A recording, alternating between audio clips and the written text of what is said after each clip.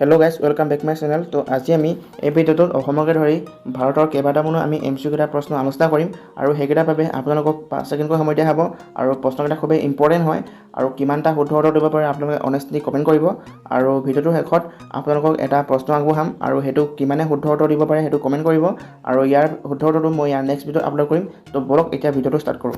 আমাৰ প্ৰথম প্ৰশ্নটো হৈছে আহোমসকল কোন জনগোষ্ঠীৰ লোক আছিল? Option 1 Mising, option 2 Bodo, option 3 Karbi, option 4 Tai.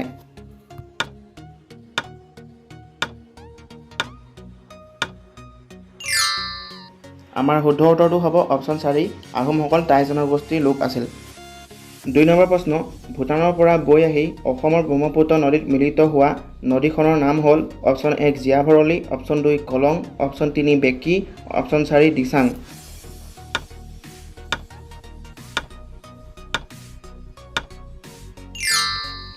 আমাৰ শুদ্ধ উত্তৰটো হ'ব অপশ্যন 3 বেকী। বেকী নদীখন ভূটানৰ পৰা বৈ আহি অসমৰ ব্ৰহ্মপুত্ৰ নদীত মিলিত হৈছে আৰু বেকী নদীখনৰ উৎপত্তি ভূটানত হৈছিল আৰু এই নদীখনক ভূটানৰ কুৰিচু নদী বুলি কোৱা হয়। 3 নম্বৰ প্ৰশ্ন ভাৰতবৰ্ষৰ প্ৰথমগৰাকী মহিলা মুখ্যমন্ত্ৰী কোন আছিল? Option 1 Sucheta Kripalani, option 2 Sushma Swaraj, option 3 Sarojini Naidu, option 4 Vijayalakshmi পণ্ডিত।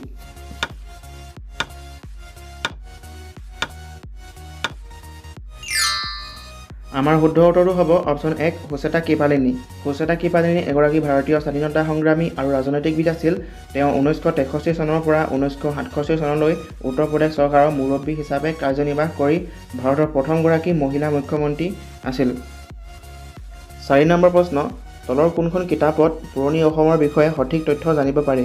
Option 1 Mahabharata, option 2 Harshacharita, option 3 Kalika Purana, option 4 অৰ্থশাস্ত্ৰ।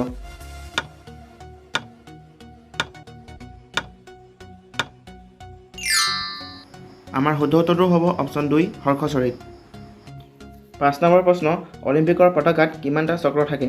Option 1 এটা, অপশ্যন 2 2টা, অপশ্যন 3 3টা, অপশ্যন 4 5টা।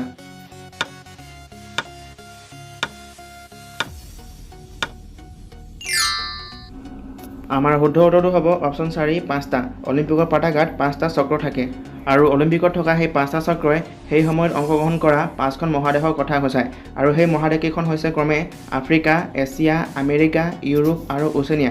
আৰু পতাকাখনত থকা ৰিংকেইটাৰ ৰং হৈছে ক্ৰমে নীলা, ক'লা, ৰঙা, হালধীয়া আৰু সেউজীয়া। 6 নম্বৰ প্ৰশ্ন অসম প্ৰদেশ কংগ্ৰেছ কমিটিৰ প্ৰথম সভাপতি কোন আছিল? Option 1 Tarun Ram Phukan, option 2 Gopinath Bordoloi, option 3 Kuladhar Chaliha, option 4 Nabin Chandra Bordoloi.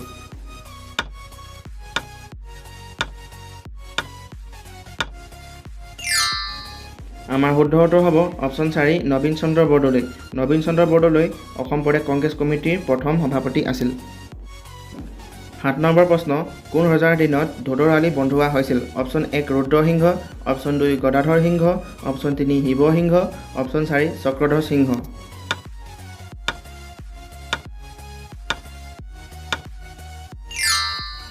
আমাৰ শুদ্ধ উত্তৰ হ'ব অপশ্যন 2 গদাধৰ সিংহৰ দিনত বন্ধোৱা হৈছিল আৰু এই আলিটো 1681 চনৰ পৰা 1695 চনৰ সময়ছোৱাত আহোম স্বৰ্গদেউ গদাধৰ সিংহৰ দিনত বন্ধোৱা হৈছিল আৰু পিছলৈ আহোম ৰজা প্ৰতাপ সিংহই পথটোত দৰেকা নদীৰ ওপৰত এখন দলং নিৰ্মাণ কৰোৱাই দলংখন 904 ফুট দীঘল, 18 ফুট বহল আৰু 16 ফুট ওখ।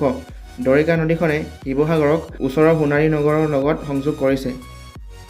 8 নম্বৰ প্ৰশ্ন মন আৰু উখা জিলা দুখন তলৰ কোনখন প্ৰদেশৰ? Option 1 Manipur, option 2 Mizoram, option 3 Tripura, option 4 Nagaland.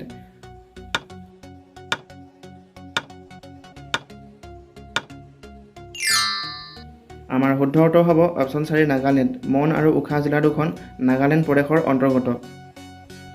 9 number প্ৰশ্ন ভাৰতবৰ্ষৰ ছোৱালীয়ে কিমান বছৰ বয়সত ভোট দিব পাৰে? অপশ্যন 1 21 বছৰ, অপশ্যন 2 16 বছৰ, অপশ্যন 3 18 বছৰ, অপশ্যন 4 22 বছৰ।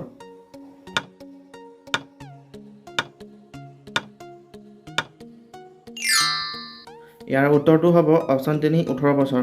ভাৰতবৰ্ষৰ ছোৱালীয়ে 18 বছৰ বয়সৰ পিছত ভোট দিব পাৰে আৰু আমি এইটোও জানো যে ল'ৰা ক্ষেত্ৰতো একেই 18 বছৰ হ'ব লাগিব। কিন্তু আপোনালোকে জানেনে পূৰ্বে ভোটৰ পঞ্জীয়নৰ ন্যূনতম বয়স আছিল 21 বছৰ কিন্তু জনপ্ৰতিনিধিত্ব আইন চমুকৈ RPA 1950 চনত ইয়াক 18 বছৰলৈ ৰূপান্তৰ কৰিবলৈ কয় আৰু সেইমতে ইয়াক 1989 চনত কাৰ্যকৰী কৰা হৈছে। 10 নম্বৰ প্ৰশ্ন অস্কাৰ বঁটাৰ তলৰ কোনটো কৰ্মৰ শ্ৰেষ্ঠতাৰ কাৰণে দিয়া হয়। অপশ্যন 1 খেল, অপশ্যন 2 সমাজকৰ্ম, অপশ্যন 3 চিনেমা, অপশ্যন 4 সাংবাদিকতা।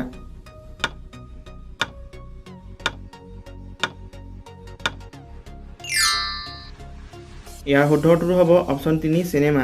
চিনেমাৰ কাৰণে অস্কাৰ বঁটা প্ৰদান কৰা হয় আৰু এই অস্কাৰ বঁটা চলচ্চিত্ৰ উদ্যোগৰ পৰিচালক, অভিনেতা আৰু লেখকে ধৰি পেচাদাৰীসকলৰ উৎকৃষ্টতা স্বীকৃতি দিবলৈ প্ৰদান কৰা হয়। আৰু এই বঁটা প্ৰদান কৰাৰ নিয়ম 1927 চনৰ পৰা আৰম্ভ হৈছিল আৰু এই নিয়মটো এতিয়াও প্ৰচলিত হৈ আছে আৰু প্ৰতি বছৰে অস্কাৰ বঁটা প্ৰদান কৰা হয়। 11 নম্বৰ প্ৰশ্ন, শব্দৰ প্ৰাবল্যক কি এককত জোখা হয়?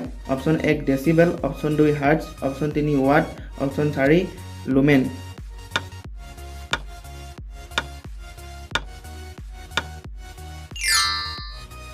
উত্তৰটো হ'ব অপশ্যন 1 ডেচিবেল। শব্দৰ মাত্ৰা ডেচিবেলত জুখিব পাৰি আৰু শব্দ যিমানেই বেছি হ'ব ডেচিবেলৰ মানুহ সিমানেই বাঢ়ি যাব আৰু ডেচিবেলক মানুহৰ শ্ৰৱণ ক্ষমতাৰ লগত খাপ খুৱাব পাৰি। 12 নম্বৰ প্ৰশ্ন, পোনপ্ৰথমবাৰ এছিয়ান গেম অনুষ্ঠিত হৈছিল? অপশ্যন 1 ভাৰতত, অপশ্যন 2 টকিঅ'ত, অপশ্যন 3 চীনত, অপশ্যন 4 ৰাছিয়াত।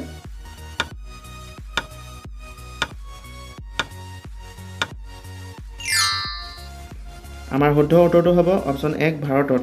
আৰু এই এছিয়ান গেমছ অনুষ্ঠিত হৈছিল 1951 চনত নিউ দিল্লীত আৰু সেই সময়ৰ এছিয়ান গেমছত মাত্ৰ 11খন দেশে ভাগ লৈছিল।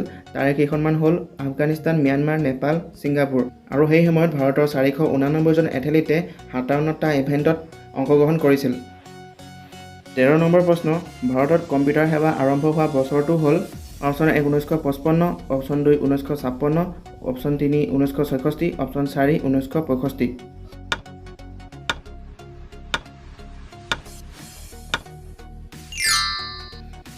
আমাৰ শুদ্ধ উত্তৰটো হ'ব অপশ্যন 3 1966 চনত ভাৰতত কম্পিউটাৰ সেৱা আৰম্ভ হৈছিল।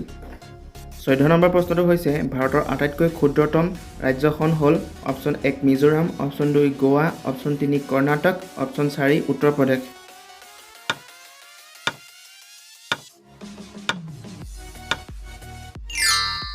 শুদ্ধ উত্তৰটো হ'ব অপশ্যন 2 গোৱা। গোৱা ৰাজ্যখন মাটিকালি হিচাপত আটাইতকৈ সৰু ৰাজ্য আৰু জনসংখ্যাৰ ক্ষেত্ৰত ভাৰতৰ 4ৰ্থতম ক্ষুদ্ৰতম ৰাজ্য। ভিডিঅ'টোৰ অন্তিমটো প্ৰশ্ন অৰ্থাৎ 15 নম্বৰ প্ৰশ্নটো হৈছে গুৱাহাটী উচ্চ ন্যায়ালয় কিমান চনত স্থাপিত হৈছিল?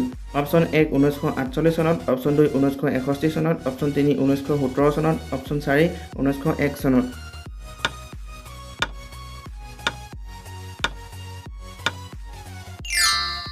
শুদ্ধ উত্তৰটো হ'ব অপশ্যন 1 1948 চনত স্থাপিত হৈছিল। গুৱাহাটী উচ্চ ন্যায়ালয় অসম ৰাজ্যৰ আদালত আৰু ইয়াক 1935 চনৰ ভাৰত আইনৰ অধীনত 1948 চনত গঠন কৰা হৈছিল। কিন্তু ইয়াৰ পূৰ্বে ইয়াক অসম আৰু নাগালেণ্ডৰ উচ্চ ন্যায়ালয় বুলি কোৱা হৈছিল আৰু বৰ্তমান 1971 চনৰ পৰা ইয়াক গুৱাহাটী উচ্চ ন্যায়ালয় বুলি কোৱা হয়। তো আজি ভিডিঅ'টো ইমানতে খতম হৈছে আৰু মই ভিডিঅ'টোৰ ষ্টাৰ্টিঙতে কৈছিলোঁ যে আপোনালোকক এটা প্ৰশ্ন দিম বুলি।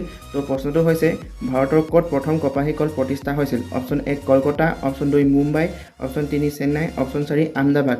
আৰু ইয়াৰ শুদ্ধ এনচাৰটো যোনে জানে সেইটো কমেণ্ট কৰিব আৰু ইয়াৰ শুদ্ধ উত্তৰটো মই ইয়াৰ নেক্সট ভিডিঅ'ত আপলোড কৰিম। তো আজিলৈ ইমানতে আছিলে আৰু চেনেলটো যোনে যোনে ছাবস্ক্ৰাইব কৰে নাই ছাবস্ক্ৰাইব কৰি লওক কাৰণ এনেকুৱা ধৰণৰ ভিডিঅ' আপোনালোকে সদায় পাই থাকিব। তো আজিলৈ ইমানতে সামৰিছোঁ। জয় আই অসম।